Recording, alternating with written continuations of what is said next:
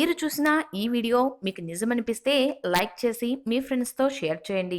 మరిన్ని నిజాలను తెలుసుకోవడం కోసం మా నిజం ఛానల్ని సబ్స్క్రైబ్ చేయండి.